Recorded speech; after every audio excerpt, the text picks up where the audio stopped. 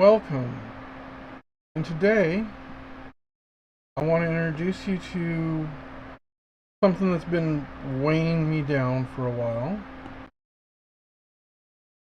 And that's about the fact that around us, so many things are changing, and yet people are more than okay with it. They almost seem like they don't notice it going on. And these are not good changes. These are not changes of we're getting something better. If anything, more is getting taken away. So I want to start off with something about you're all blinded to these changes around here, and here's why.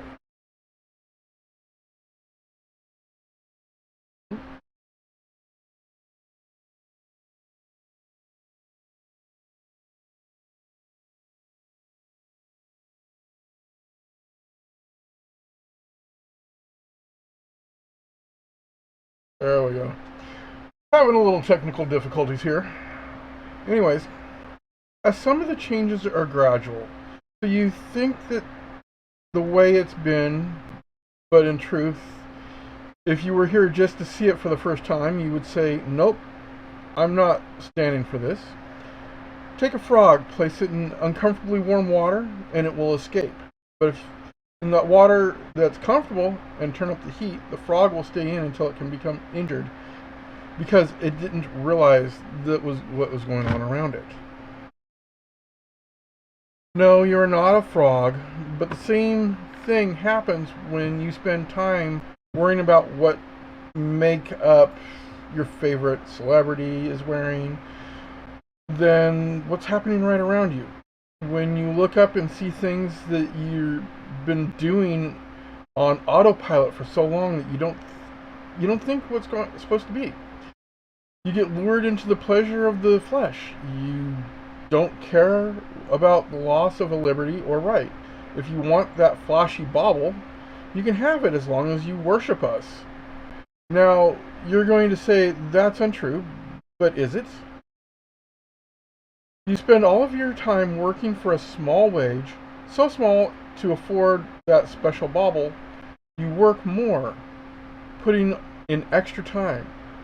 We'll touch on those that do other things, sinful things later. But let's just assume you're going to work harder, longer, putting in overtime, taking on a second job.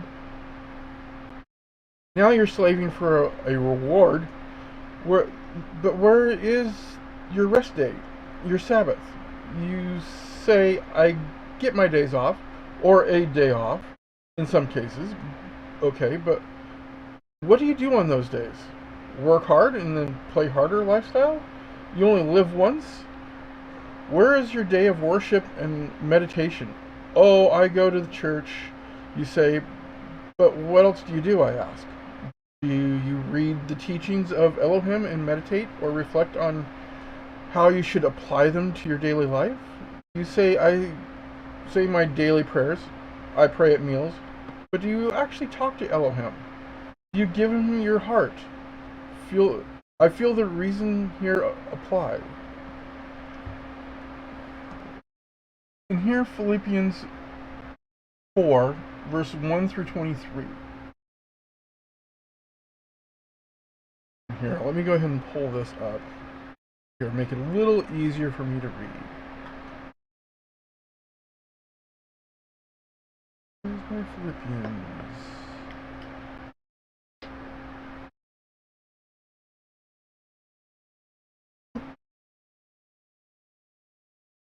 Ah.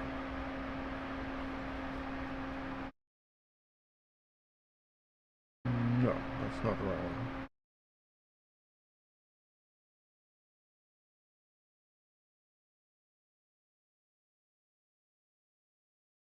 Okay.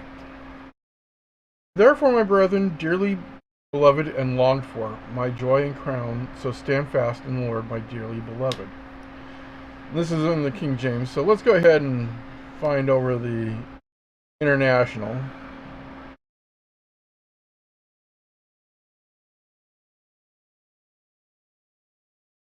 Okay. I urge Eudonia and Synth to have the same attitude in the Lord. Yes, I also ask you, my true partner, to help these women. They have worked hard with me to advance the gospel along with the Clement and the rest of my fellow workers, whose names are in the book of life. Keep on rejoicing in the Lord at all times. I will say it again, keep on rejoicing. Let your gracious attitude be known to all people. The Lord is near. Never worry about anything. Instead, in every situation, let your petitions be known to God through prayers and requests with thanksgiving. And I'm not talking the holiday in the middle, in the end of November if you're in the United States. When God's peace, which goes far beyond anything we can imagine, will guard your hearts and minds in union with the Messiah Jesus. Finally, brothers, whoever is true, wherever is honorable, wherever is fair, whatever is pure, whatever is acceptable, whatever is commendable, if there's anything of excellence and is there anything praiseworthy, keep thinking about these things. Likewise, keep practicing these things that you have learned, received, heard, and seen in me, when God of peace will be with you.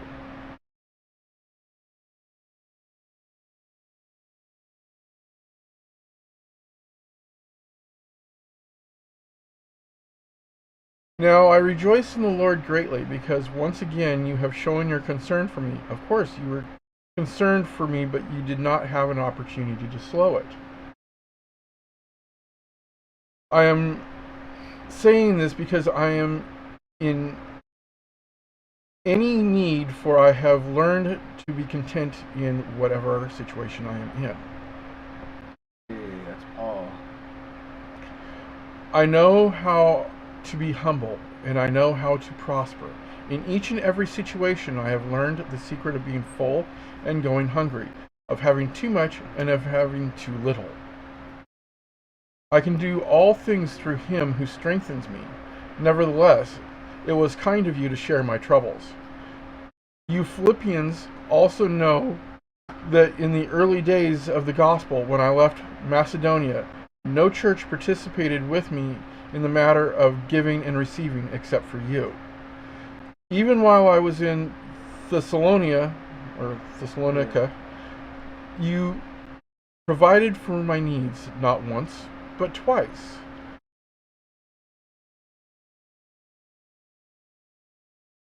It is not that I am looking for a gift. No, I want to see that you receive the fruit that increases to your benefit. I have been paid in full and have more than enough. I am fully supplied. Now I have received from Epidemius that you sent a fragrant aroma, a sacrifice acceptable and pleasing to God. And my gift will fully supply your every need according to his glorious riches in the Messiah Jesus. Glory belong to our God and Father forever and ever. Amen.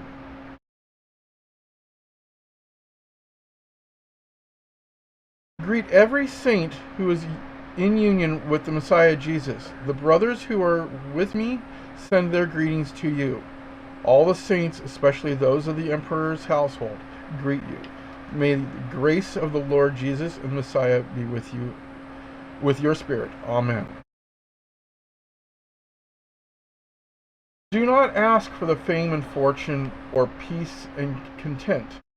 Do you ask for lasciviousness or humble means? Do you ask to be taught, or do you claim to be the teacher? Do you say his law or my law? Does it come from your head, or does it come from your heart? Who does your heart, and who rules your heart, and who do you worship? Do you call God, or do you call Elohim? Remember, others may be willing to grant your wishes, but at a cost you're not ready to or willing to pay.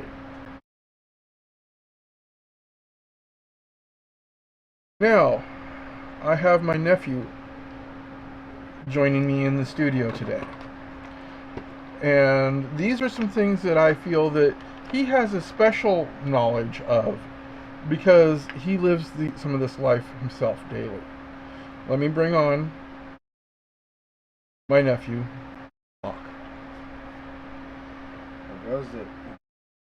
Greetings. So, I'm going to let you start the next part of the conversation. Even start. You gonna? I guess I'll give a little bit more intro. What made me decide to give this lesson today instead of a little bit later on is the fact that when we went to Walmart, some of the things that we're seeing there, which have only been going on now a week, where now we live in Oregon, and in the town here, the Walmarts have actually started making it so people cannot, well, over the last few years, you couldn't even park in the parking lot overnight. But in the cases of what I'm saying here is the fact that they've started putting, where there was grass or even just bark dust, they've started putting large rock in place. And why they're doing it. Heat. My big problem with global warming is I think it's all the cement. That has all the trees. That has contributed a great deal of it because all of the black concrete absorbs and radiates out. Yeah. But in this case, the rock is placed where people would rest. I can't even, when I take my service dogs to Walmart, which I don't always do, but when I'm having a worse day than normal, or I'm having clusters of seizures, I need to have her with me. I can't even take her to relieve herself before we go into the store because they've placed rocks they look like boulders all over where there is no grass. And the reason that they've done it has nothing to do with animals. It has to do with not wanting homeless to sit there in the shade. And here's the thing, it's not even always the homeless. But over the last year, 2 years, maybe even 3, it started to get better for the homeless, and then it got worse. And now it's being put to the point that they're being pushed where you don't even see them. Or at least that's what they're trying to do. So, again, I'll let you go ahead and have the floor for a few minutes. I mean, a lot of these homeless people, it's just people of your own community, so, what are you doing about it? It's sick to see people just turn a blind eye, that could be you. That could be you, and what are you trying to do about it? Not a goddamn thing. You just turn your eye, and then to say you're Christian and stuff, that's even worse. Is like your Messiah was one of those fucking homeless wanderers, nomadic preacher, not you just like Pharisees just go out there and look the other way. That's the worst kind of evil in the world, the people who look the other way. Too scared to either join it or too scared to do anything about it. It's all like, and then, God don't even like that. They're the people who get vomited out the mouth, just because they're the worst. Sitting on the fence. It's pathetic. It's pathetic. It's all like, I get so tired of all the political types out here, just talking about like, oh, I love America, I'm Republican and all this stuff. It's like, well, where the hell are you? Where the hell are you? I don't see you out here helping America. I see you waving a flag and talking shit.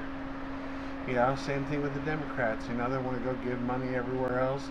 They don't even want to help their own fucking country and shit. Yeah, let people come in. Come in. It's fucking shit out there. And then you don't even want to help the people. It's like you say all these things because you want like this moral superiority of like, oh, yeah, I support this. It's like you don't give a fuck. You just rinse, repeat, saying what people want to hear.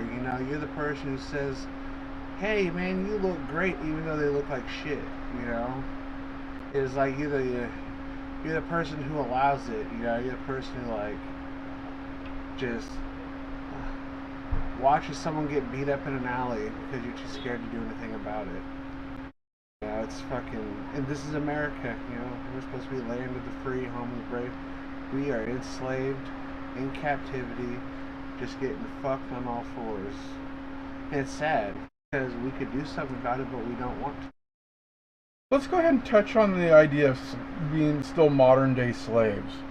You ain't gotta have chains on to be enslaved. This is true. And let's look at the different methods that it's being used at. And there is a reason why I would like to touch on this right now. Because a lot of our people are going to go, oh, I'm not slavery. I get this and I get that. But let's look at it. If you drink Starbucks, you're enslaved. If you are working for something where you are not receiving enough compensation, and when I say enough compensation, I'm not meaning what you think is enough compensation, because no offense, you're never going to think that you have enough compensation.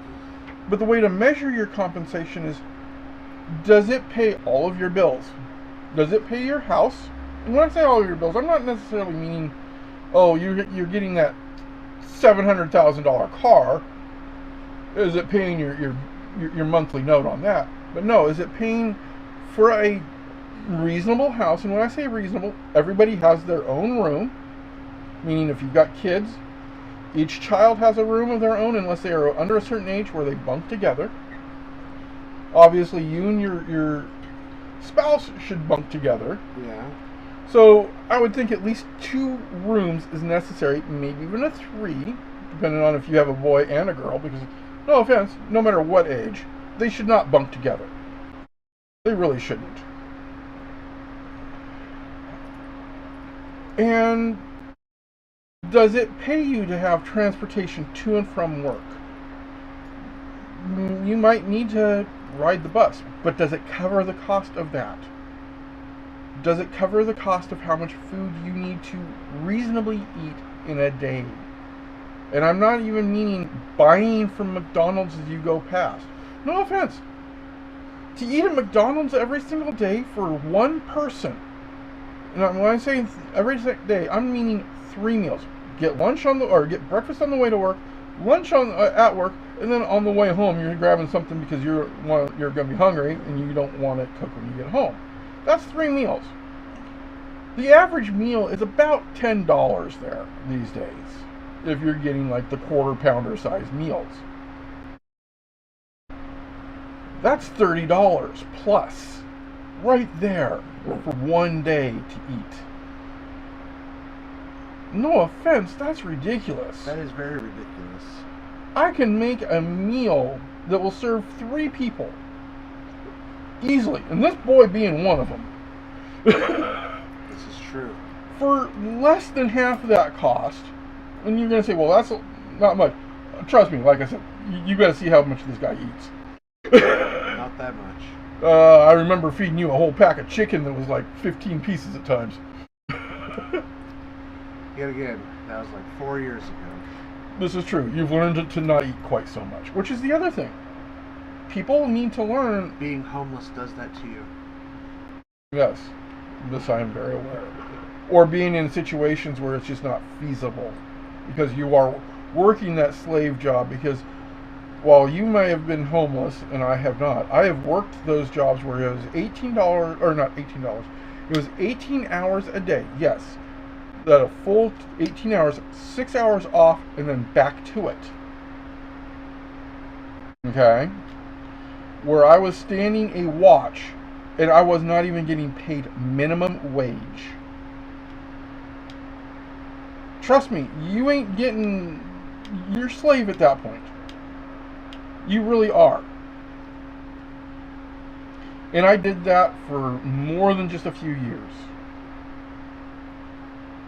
So that's a form of slavery too. So yes, people are still slaves. And get this, it's not racial. It's not sexual in any way, shape, or form, because it don't matter if you're what orientation you are or what gender you were born. You want to have things, you're now slave to the people that have the money that you want. Well, that's the thing. You shouldn't want the money. You shouldn't even need it. Things like housing, and food should be an automatic.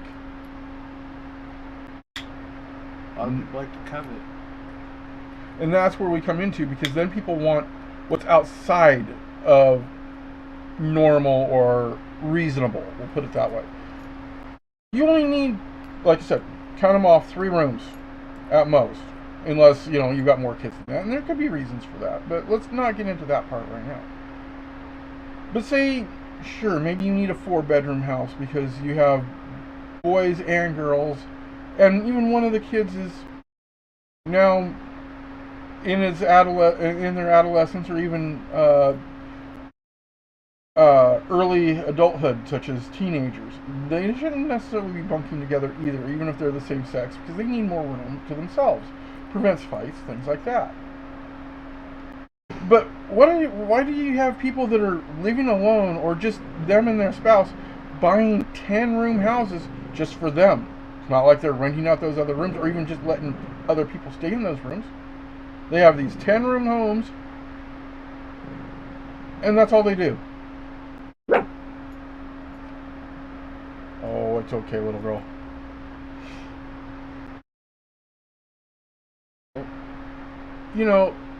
Do you need that flashy sports car, that Bugatti? Do you need that Corvette? Do you need that Camaro? No offense to Mr. Elon, do you even need that expensive Tesla? Now, with him, I will admit, he gives a lot of money. He lives in a small house that can be put into a trailer and packed around. Okay? When I'm picking on him, I'm just because everybody knows who he is. I don't have as much against him as sometimes it might sound. Because he gives a lot back to people.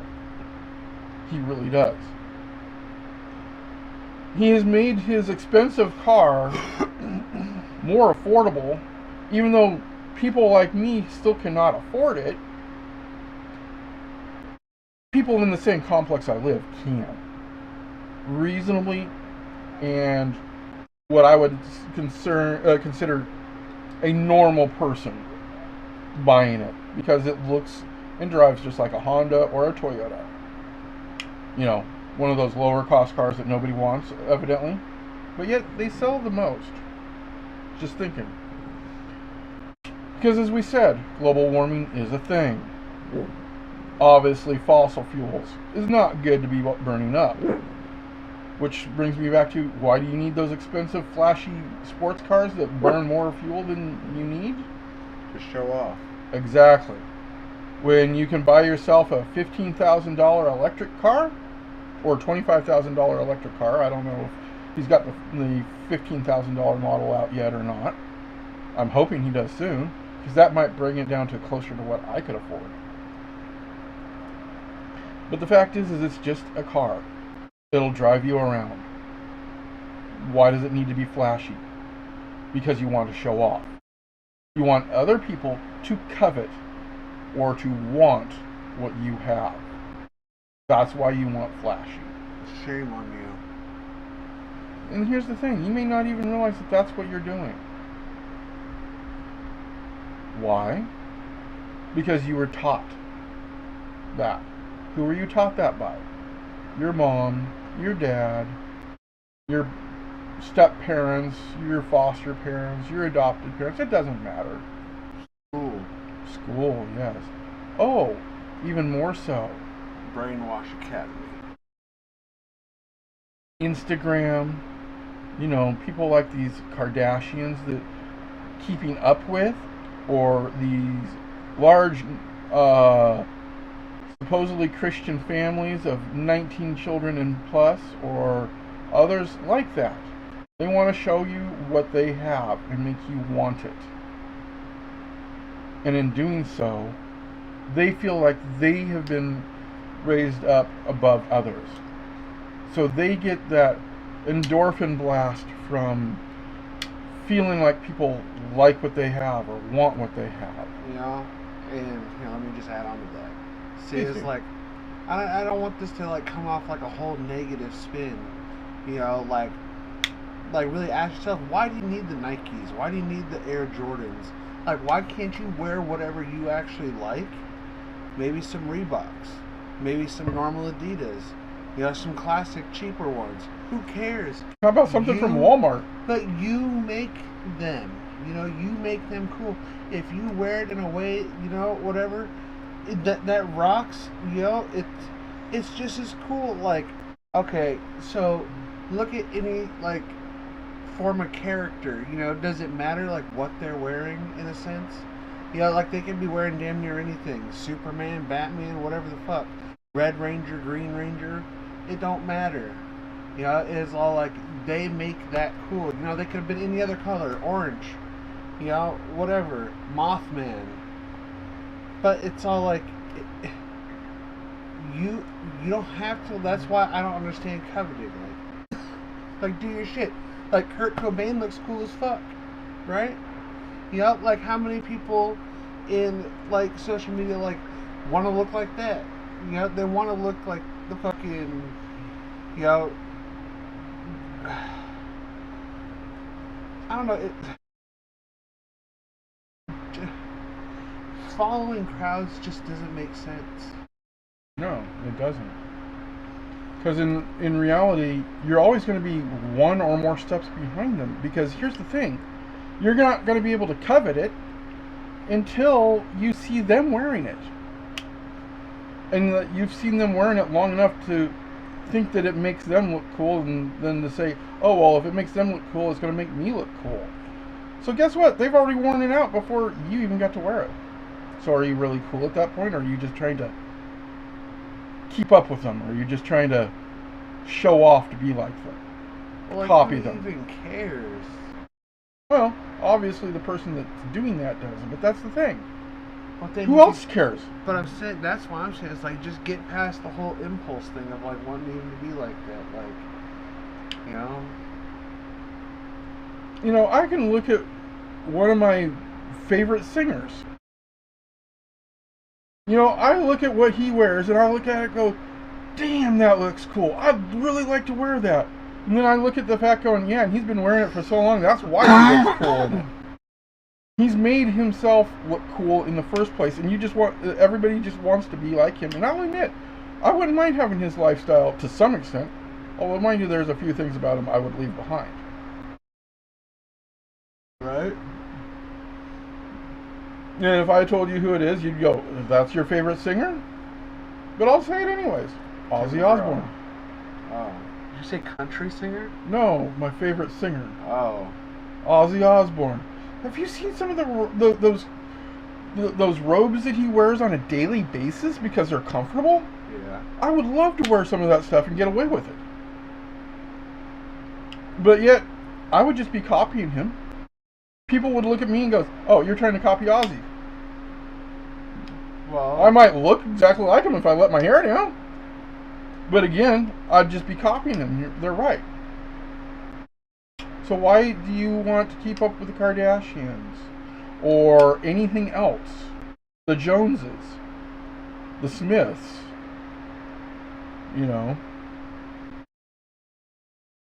Well, I think there's a difference between, like, copying and then also liking.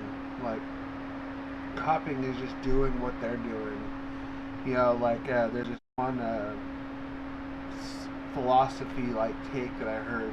It was somebody asking, like, what does it mean to be punk rock? And so the guy goes over and he kicks over a trash can.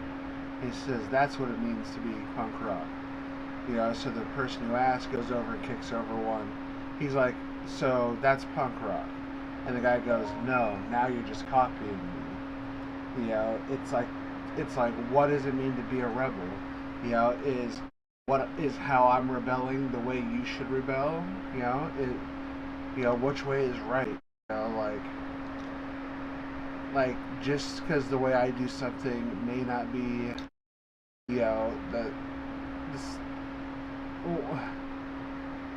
it's getting past stigmas and labels in a way, because I think of like the whole like phases and lifestyle changes that people go through. So you can say, what does it mean to be a rebel? And you think of rebelling against one side. But rebelling is on both sides. You see a society that's once, too uptight, doing like the Christian thing, like the late 50s, early 60s, going into everybody getting loose at Woodstock, going from one way to another. And now we're reaching the end of like that very loose stage where we need to tighten the hell up again.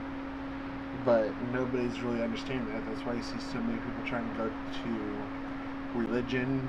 They're trying to go back to something that they can like have a foundation on, because no one like can create their own will, their own morality.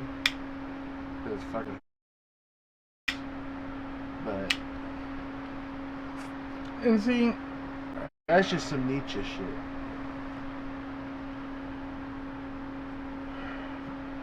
Again, it just boils down to why. Because The Ubermensch. I mean, you look around, and because of the Kardashians of having doing it, or whoever, like I said, I'm just throwing out big names that everybody should recognize. Am I really picking on them so much? I have no reason really to pick on them, other than the fact that they are some of the sources that propagate this. Whether they do it knowingly or not, I don't know. I don't want to say that they ever do. I would hope that at some point in time they realize, oh, we shouldn't be doing that. Or be that way. Okay? But until that happens, they give me plenty of content. But because of the celebrities that you want to emulate, doing everything for so long, you think, oh, well, that's okay. And then when you look around and everything's being done, and then you, what happens now that they get rid of all of the... What happens when they get rid of the homeless population, so to speak? Or they've pushed them out where they just don't see them anymore. That's Who's next? Family. Who's next? Eventually they're going to go, oh, well, we don't want that person that's always spending only $1 or $2 on there, so now they're going to make, do something that makes it so you have to spend even more. What happened? And then what happens when you can't do that? They're going to push you out, right? People are such hypocrites. All I think about is colonists back in the day being all like, oh, we don't like them nomadic people out there in the teepees and bushes. Although, mind you, that's a slightly different conversation. Well, let's try and keep this one on topic. Just saying. I'm just saying, let's try and keep this one on topic today. Yes, we do banter back and forth a little bit. Sometimes our conversations can be all over the place.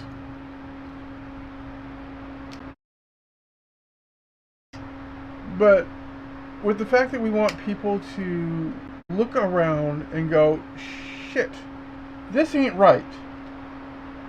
Yes, so what I'm challenging you to do, when you walk out today, look at everything as if this was the first time you've ever seen it. And go, is that the way it should be? McDonald's don't got no play place. It looks like a corporate establishment. McDonald's ain't even a fast food restaurant. It's actually it's a convenience food restaurant. No, it has nothing to do with food. It's actually like a property gathering. Well, behind the scenes, yes, but the front scenes that you see. The money is just made to pay their rent. That's it. Mind you, though, Same thing as Taco Bell. The rent on what they're paying, though, the Ronald McDonald houses, those have needs. Dude, I am telling you, this is real shit. And again, that is a different conversation. Just saying, just throwing it out there.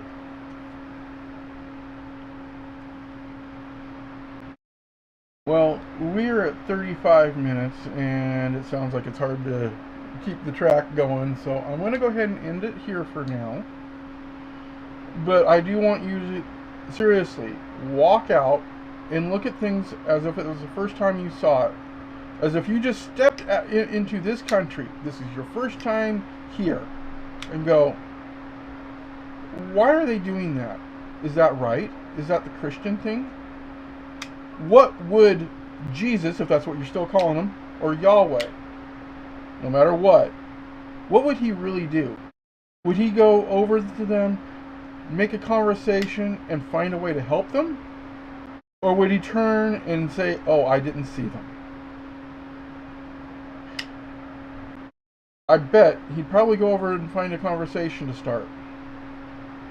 Now, Prometheanism. I do want you to also realize one of the reasons why a lot of the population does turn a blind eye to them is they don't want to see the trash around them. Well, maybe the reason that there's so much trash is they feel like there's nothing else, so they're trying to get you to look at something. So maybe if you walked over and instead of yelling at them about it, maybe pick up part of it. Have them help you pick it up too. If you join and help them, they might actually start doing it.